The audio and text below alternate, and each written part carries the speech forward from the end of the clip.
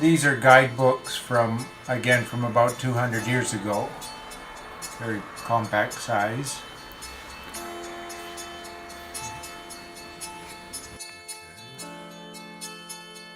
And Pilgrims on the Journey.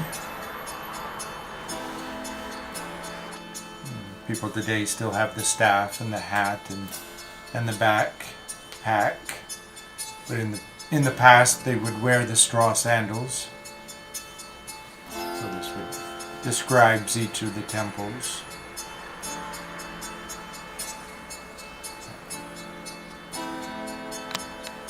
These small guidebooks would tell you how to prepare for the journey, how to get from each temple to the next.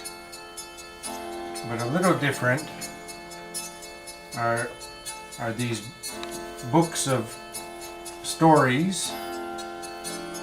And this is a 3-book set from 1886 about stories about pilgrims around the Shikoku Pilgrimage.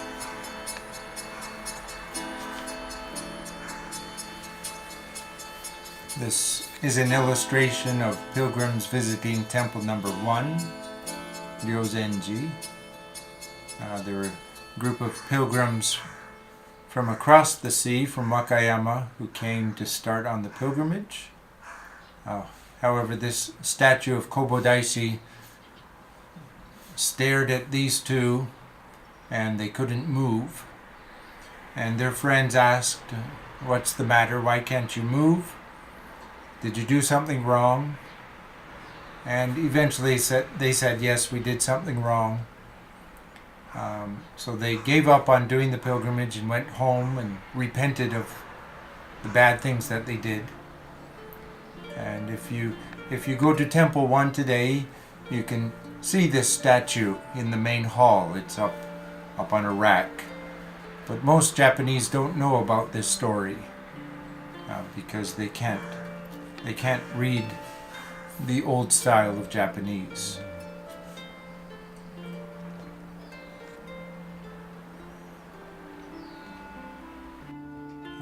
So in the past there were many pilgrims who were sick or crippled, or some couldn't walk. So the person they were traveling with would make them a wagon. So they put them in the wagon and either pull the wagon or push the wagon.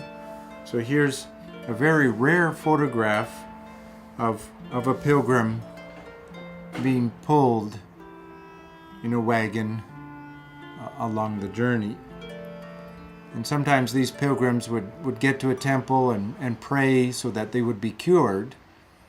And if they were cured, they would leave the wagon behind at the temple. For example, at Temple 22 at Byodoji, there are actually 3 wagons that have been left there by pilgrims who have been cured.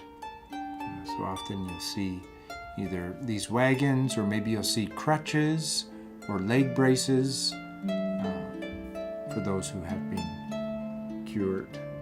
According to my research, I think the first Westerner to make the Shikoku pilgrimage is Frederick Starr, who was an anthropologist at the University of Chicago. And he came twice, the first time in 1917 and the second time in 1921. And he just loved Kobo Daishi, so he wanted to follow the footsteps of Kukai, Kobo Daishi, and Shikoku.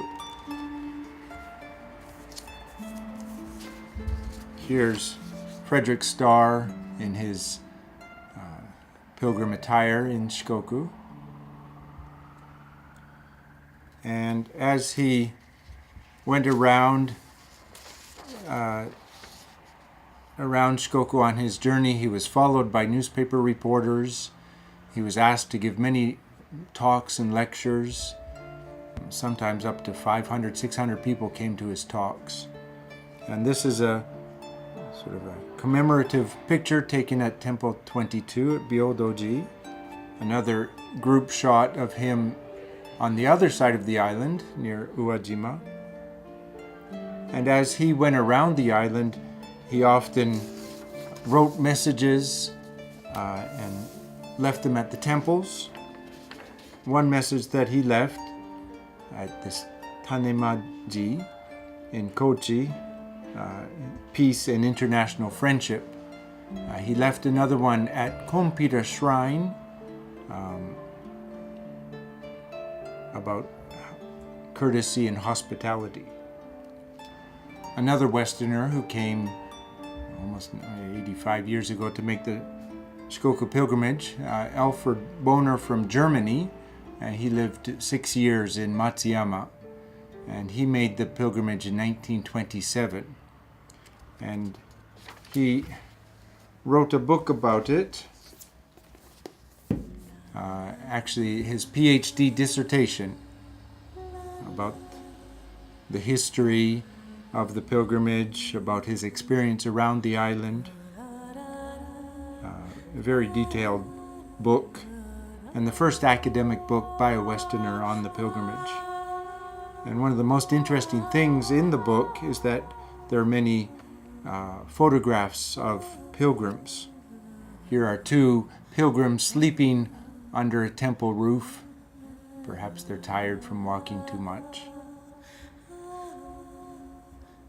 Another photograph is of two pilgrims from Hokkaido along the journey, and they're standing beside a straw sandal vendor. The straw sandals would only last a few days, so they'd go to these unmanned vendors, put money into a little container, and take the straw sandals that the local people had made to continue on the journey. Another photograph is of a mother and her two daughters making the journey.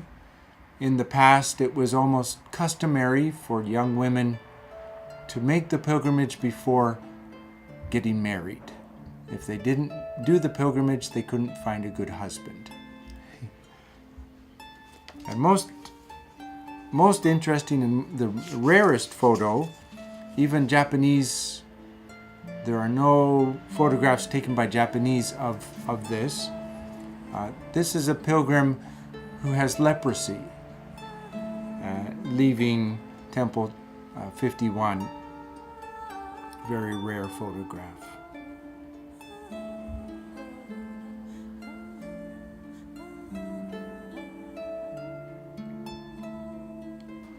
Alfred's friend, American friend, translated his book into English. So now there's also an English edition, which I just happened to find in the library at the University of Hawaii by chance. And so I retyped it and was able to publish it a few years ago.